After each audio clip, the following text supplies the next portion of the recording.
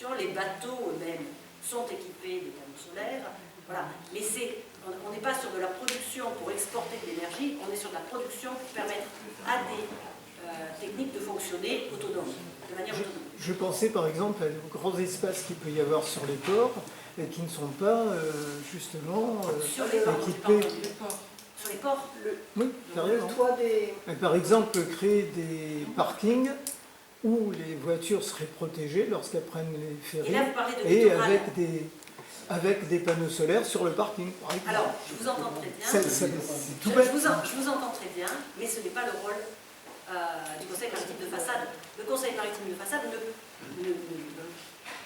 comment dirais-je, répertorie effectivement les activités à terre qui ont une influence sur la mer, mais en aucun cas ne décide des activités à terre, parce que là, ce n'est pas sa jurisprudence, entre guillemets, enfin, je veux dire, ce n'est pas sa compétence, c'est-à-dire qu'à terre, c'est l'élu et la population qui décide pour son territoire de ce qu'il est important de faire ou pas. C'est-à-dire que là, maintenant, les PLU sont en train de changer, on a des PLI, donc on change la dimension du choix, c'est-à-dire qu'avant c'était les communes, maintenant ça va être les métropoles, etc. Mais à ce moment-là, le conseil maritime de façade n'a aucune influence sur les choix. Oui, une question. Est-ce que vous pourriez expliciter un petit peu votre carte? Parce que sur notre carte maritime, à propos de la façade maritime méditerranéenne, il y a comme une langue qui va jusqu'au Baléares. Bon, alors comment cette façade est-elle définie par rapport à la zone maritime? Donc elle s'étend naturellement, il me semble bien, au-delà des eaux territoriales. Et comment elle est définie? C'est exactement ça. C'est-à-dire qu'en fait, c'est les compétences françaises à l'intérieur de la Méditerranée. C'est ce qui définit. Il y a une petite langue que vous n'avez pas vue qui correspond à l'influence de Monaco, par exemple. Oui. Vous avez comme une espèce de...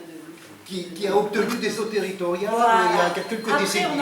Après, on a l'Italie, hein, oui, bien sûr. Voilà, et de l'autre côté, on a l'Espagne, sachant quand même que, et sur l'Italie et sur l'Espagne, on a, comment dirais-je, des zones floues qui sont revendiquées par l'Espagne et revendiquées par nous-mêmes, donc à la frontière, voilà. Et donc, on a aussi quelques petits espaces entre la Corse, comment dirais-je, et entre la Corse et l'Italie. Voilà. Et c'est justement sur des zones de pêche, par exemple, des choses comme ça, où les deux pays considèrent qu'ils sont chez eux. Et donc, pour ces espaces-là, que ce soit pour l'Espagne, alors l'Espagne, ça avait été à un moment donné, comment dirais-je, problématique, entre guillemets, c'est-à-dire que l'Espagne avait donné des autorisations de recherche sur des espaces concédés à des entreprises pétrolières, voilà, sur des espaces que la France considère comme étant des siens. Donc c'est là que tout d'un coup, comment dire, le flou de la frontière a posé un problème. Mais pour l'instant, on a ces deux espaces délimitent. En fait, c'est une problématique de proximité et de partage des eaux entre les différents territoires. Il y a des règles. Alors, je vais vous faire grâce des règles de partage des eaux et des zones, mais sachez que en fait, c'est en équidistance, etc., de la terre la plus loin, enfin bref. Et donc, c'est ce qui définit, voilà, cette drôle de forme. Oui. Voilà, c'est ce qui définit cette drôle de forme. C'est-à-dire qu'en fait, ce qui définit cette zone, elle est simple. Celle-là, elle est simple. Oui. Et là, en fait, nous, on aurait pu aller jusque-là. Si nous n'avions pas eu des territoires qui arrivent jusque-là. C'est-à-dire, en fait, c'est les territoires des autres qui contraignent le nôtre de territoire. Voilà, il y a l'histoire du plateau continental, mais en Méditerranée, on n'est même pas sur l'extension du plateau continental. On n'a pas suffisamment de... On est limité par nos voisins et pas par la législation... Parce que sur le plan littoral, proprement dit, plutôt terrestre, bon, a été conclu il y a quelques années ce qu'on appelle le protocole de Madrid, qui essaye de régler ces problèmes littoraux. Mais au niveau maritime, il n'y a pas eu, semble-t-il, d'après ce que vous me dites, donc, de partage, enfin, entre guillemets, puisque la mer est à tous, la navigation est à tous, il y a des droits, bien sûr. etc. Donc il semble qu'effectivement, il y a encore des conflits d'attribution, de partage de territoire. On a réglé 95% 95, des cas, d'accord. et il reste à peu près 5% de zones grises, D'accord. pour lesquelles... Bon, pour nous résumer, pardon, excusez-moi, pour nous résumer, toute la Méditerranée occidentale serait donc partagée en zones, par des zones de ce type entre les pays riverains. Si je comprends bien. Oui. Oui, c'est ça. Hein. Oui, tout à fait. C'est ça, hein, d'accord. Il n'y a pas d'eau libre. D'accord, très bien, merci. Si vous voulez bien encore, je vais prendre deux questions très courtes, et je vous demande qu'elles soient très courtes. Alors, on va 4, 6, 7, donc très sur le coup, puis on aura de la place là. Monsieur tout au fond. Une réflexion très très courte, puis je peux avoir ailleurs. Vous avez parlé de zones de risque et de conflit d'usage. Oui. Moi je trouve que poser le problème comme ça, c'est déjà le rendre conflictueux. Je préfère qu'on parle de zones de complémentarité d'usage.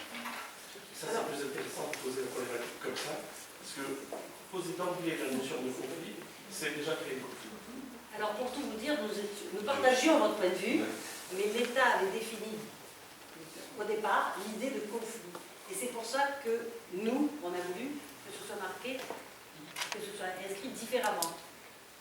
C'est-à-dire que sur des zones qu'on va appeler très exploitées, très utilisées, il y a des risques de conflit.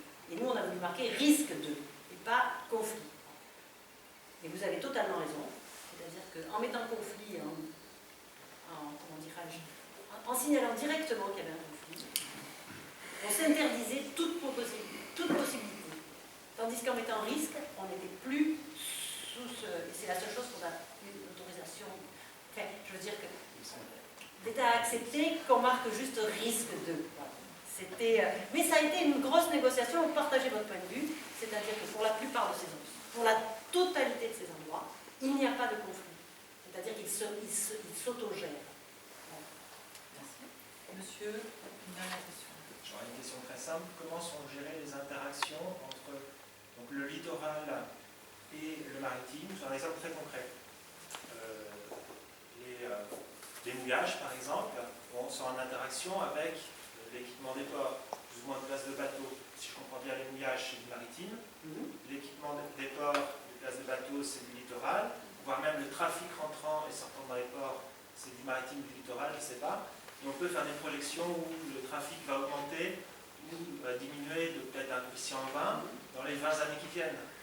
Donc, comment ça va, qui pilote ça? Comment c'est... Alors, il n'y a pas de pilotage, il n'y a pas directement de pilotage. Le Conseil maritime est une instance qui apporte des éléments de portée à connaissance. Le travail de la définition des espaces.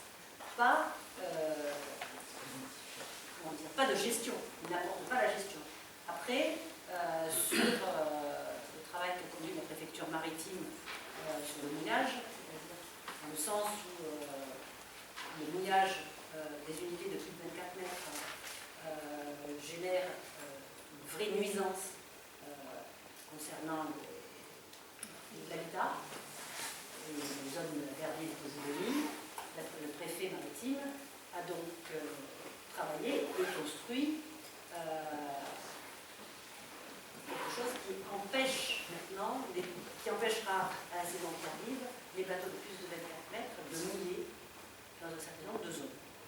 Et ça, effectivement, ça a été travaillé et par la préfecture maritime et par, et par le conseil maritime des Façades pour aboutir à quelque chose qui correspond à ce qui a semblé être la meilleure solution, sachant qu'à terme, l'idée c'est qu'on ne mouille pas, il est interdit de mouiller sur les Posidonies. On n'avait aucune possibilité, il fallait prendre la personne sur le fait, etc. Tandis que maintenant, c'est une interdiction qui va être suivie d'une obligation d'organisation de mouillage.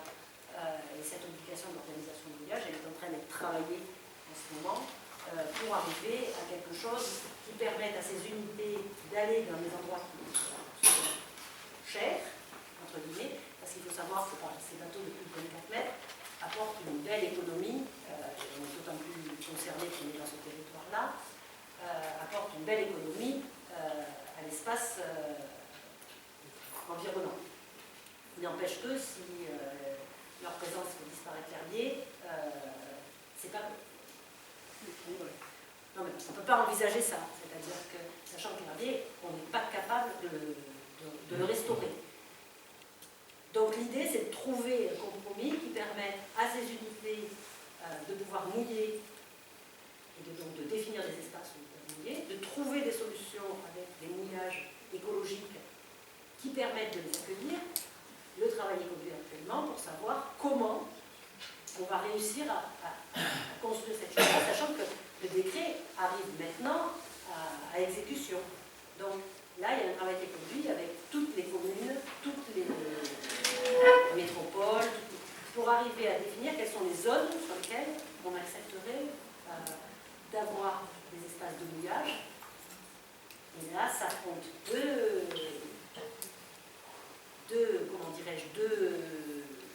visions différentes. Une vision de on ne transforme pas un espace en port par du mouillage organisé, ou on le transforme en port par du mouillage organisé. C'est-à-dire que pour une partie des élus, on aimerait mieux qu'il y ait quelques mouillages diffus qui permettent à ces unités de pouvoir s'amarrer, plutôt que des zones, comment dirais-je, comme des zones portuaires, mais qui ne le sont pas, en extérieur. Mais le problème, c'est comment gérer ces mouillages, c'est-à-dire et en sécurité et en maintien. En sécurité, ça veut dire quoi? Ça veut dire que les bateaux qui vont s'amarrer sur ces mouillages coûtent des millions. Donc si vous amarrez un bateau sur un mouillage qui n'est pas adapté à la taille et au poids du bateau, ben, il va finir à la plage, le bateau. Et donc, qui est responsable, etc.